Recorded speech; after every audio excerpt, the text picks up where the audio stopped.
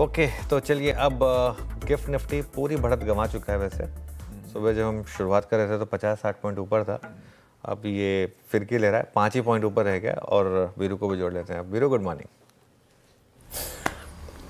Good morning Anuj, good morning Ashish. वाकई फिरकी ले रहा है, सुबह करीब 60 अंक ऊपर, अब मात्र 5। न जाने आगे जाके क्या क्या होगा। लेकिन अनुज वाकई सप्ताह अंत पे जीडीपी के आंकड़े हर जगह छाए हुए थे। ये जीडीपी के आंकड़े, ये जीएसटी कलेक्शंस की फिगर, वाकई बाजार क्या इस धीमेपन को पहले सेंस कर चुका था? वाकई धीमापन, स्लो डाउन तो है, इसमें कोई डाउट नहीं है। आई थिंक नंबर्स आपको बता रहे थे पिछले क्वार्टर के, और अब तो इकॉनमी के नंबर्स ने भी कंफर्म कर दिया है। लेकिन फिर सवाल वही उठता है कि क्या ये भाव में है, क्योंकि 5.4% आई थिंक जितनी लोएस्ट एक्सपेक्टेशन थी उससे भी लो आया है। तो उस हिसाब से ओवरऑल एक्सपेक्टेशन 6.5% की थी। जीएसटी भी थोड़ा सा कमज़ोर है, ऑटो सेल्स भी थोड़ा सा कमज़ोर है। लेकिन अगेन ये चीज़ शायद मार्केट को ये चीज़ें कुछ हद तक पता थी, तो इसके लिए मार्केट पहले ही गिर रहा था। लेकिन इशू यही आएगा कि ये टेम्प्रेरी स्लो डाउन है या परमानेंट मतलब मोर ट्रांजिएंट। क्योंकि अगर टेम्परेरी है तो मार्केट बाउंस बैक करेगा, लेकिन अगर सस्टेन करेगा ये स्लो डाउन तो मार्केट भी उस हिसाब से फिर एडजस्ट करेगा अपने लिए। अभी के लिए मार्केट ये मान के चलेगा कि शायद भाव में है। अगर आप इवन सीए का स्टेटमेंट सुने इस पर, तो उन्होंने भी यही कहा है कि ये एक ट्रेंड की शुरुआत नहीं है। 5.4% जो है उसको वो नए ट्रेंड की शुरुआत नहीं मानते हैं। उसको उनका ये मानना है कि ये एक वन ऑफ स्लो डाउन है मैन्युफैक्चरिंग में।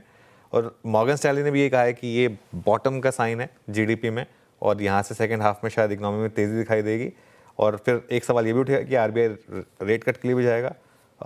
6 दिसंबर को पॉलिसी है, तो ये कुछ सवाल रहेंगे। लेकिन नंबर ख़राब है, इसको आप किसी भी तरीके से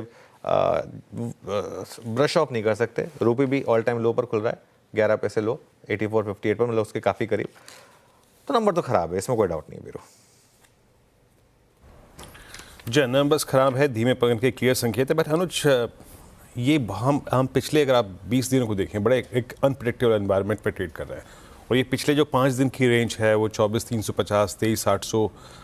हमारे टेक्सचर में क्या कोई बदलाव आएगा? किस प्रकार का टेक्सचर रहेगा इन आंकड़ों की वीकनेस को देखते हुए, एफआईआई की सेलिंग को देखते हुए? सीधा टेक्सचर पे आ जाते हैं वीरू, क्योंकि इकोनॉमी की बात हम कर चुके हैं काफ़ी। और टेक्सचर में ना मेरा ये मानना है कि पहले दिन का लो सीरीज़ का काफ़ी इंपॉर्टेंट होता है, स्पेशली जब आप एक वीक एनवायरनमेंट में होते हैं। और वो लो क्या है, वो आपको टेबल आएगी आपकी स्क्रीन पर। एक्सपायरी का लो था 23,873 और फ्राइडे का लो था 23,927। तो अब आपको एक अप्रोच ये रहेगी, क्योंकि हमने फ्राइडे को एक अच्छा सेशन दिखाया, 20 डे को वापस रिक्लेम किया फ्राइडे को। तो एक अप्रोच ये रहेगी कि इस मार्केट में अब अगर आप चाहें तो 23,873 अगर आप लॉन्ग है बाई चांस हैं तो वो आपका स्टॉप लॉस रहेगा।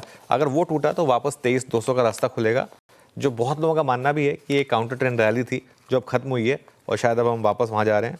लेकिन दूसरी तरफ ध्यान रखिए 24,350 पर भी अगर ख़राब खबर पर आज मार्केट चल गया और अगर आपने 24,350 क्रॉस करना शुरू किया तो फिर एक बड़ी रैली भी हो सकती है यहाँ पर। तो इस समय मार्केट में ना वीरू टेक्सचर बहुत सिंपल है। आप ना कोई वन वे व्यू मत बनाइए इस मार्केट में। तैयार रहिए कि मैं दोनों तरफ के ट्रेड लेने के तैयार रहूँगा, क्योंकि मार्केट उस तरीके का है, ना तो बुल बने ना बेयर बने, परमा व्यू ना रखें। जैसे मैं सुबह कह रहा था, गिरगिट की तरह इस मार्केट में रंग बदलें डिपेंडिंग ऑन स्क्रीन पर आपको क्या दिखाई दे रहा है।